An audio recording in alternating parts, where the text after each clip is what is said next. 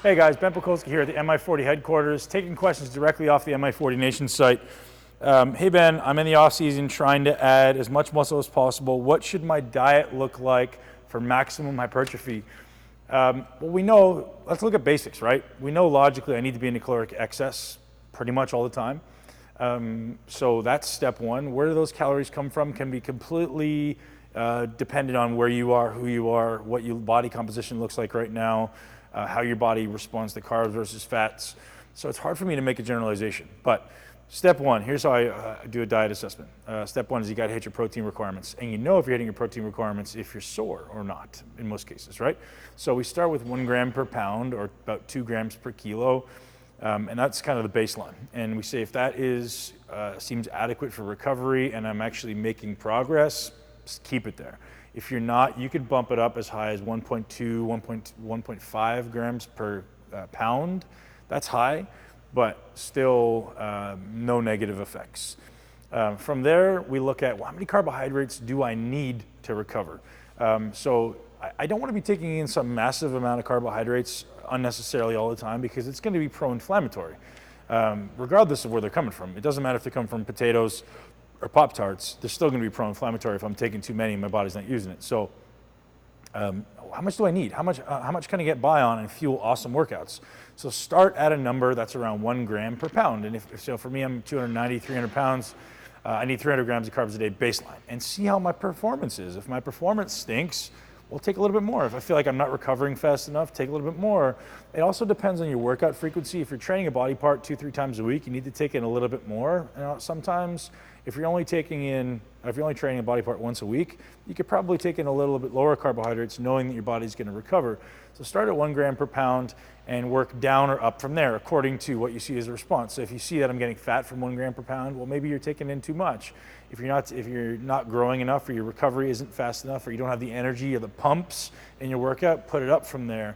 And from there, I just fill the rest with good high quality fats, primarily based around saturated fats and omega-3s, some omega-9s, but some of our typical American, North American diet and Western diet has too many omega-6s. So I try to avoid things like vegetable oil, any type of omega-6 fats.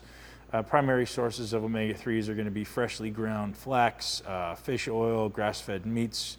I'd say I try to eat quite a few eggs, which is high in choline and omegas. So those are primary sources. You get some good freshwater fish, good source of omega-3s. So as far as protein sources, rotate your protein. It doesn't have to be on a day-to-day basis, but certainly as often as you can, rotating through. Don't stick with chicken, tuna, and fish. That's just such a terrible idea.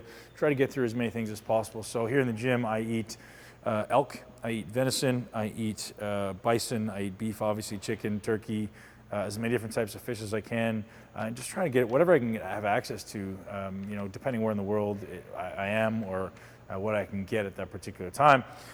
So starting in a caloric excess, how much over your first of all, you got to establish your BMR, right? So for me, I think my BMR is like 3,400 calories, which means I burn that in a coma. I start there, and then I'll go 500 calories over to start and see what happens. So sometimes your baseline diet doesn't really mean very much. It's like, well, this is kind of my assessment point to see where I should go from here. So if I know my BMR is 3,400 calories, I'll go 500 calories over, 10-20% over, and see how that works. And if I'm growing there, awesome. And then if I'm not, well, I'll go up another 10% and see how that goes. And I have to take a objective assessment every single time. Otherwise, I can't just go, hey, I think you need to eat 5,000 calories because I can't see you. I don't know how your body responds. So paying attention to those things. And if you see your body fat going up, if you start getting upwards of 12%, acknowledge that there's going to be a whole bunch of negative things that start happening around that point. Maybe they start earlier, maybe they start later, depending who you are. But there's literally this point, it's like the tipping point analogy where things just start to go south. So you hit a point where if you're under 10%, you can kind of get away with a lot. And if you're over 12%, you can't get away with anything. Your body starts accumulating fat and you're like, what the hell just happened? You end up at 18 before you blink. So pay attention to that because there's a whole bunch, and it's a subjective number. I don't know if it's 10, 12, 14, it's dependent for you. But there's this point where your body starts accumulating fat where you increase your estrogens, or at least your conversion of testosterone to estrogen. You increase your inflammation, your body keeps more cortisol. It's just a whole bunch of negative stuff you just don't want to have to deal with. So really manage that inflammation in the off season. So the best way that I find to do this is cyclical nutrition. So with most guys, I want you to be in a caloric excess, and girls, sorry, not being generic.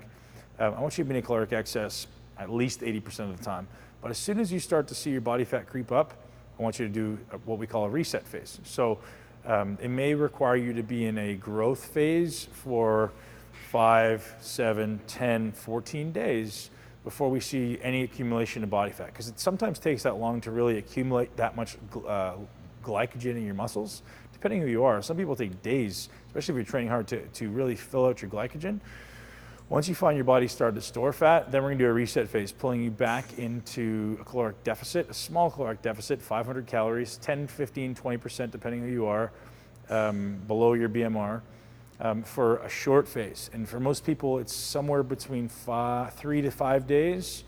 Some people need a little bit longer, and all you're looking for there is you're looking for a little bit of a drop in weight. That's gonna be inevitable from less glycogen. You're gonna hopefully see a decrease in body fat almost immediately. So switching that, and most of those shifts come in the form of carbohydrates. I like to keep my fats and my protein relatively consistent and just kind of shift everything around carbohydrates. So try that.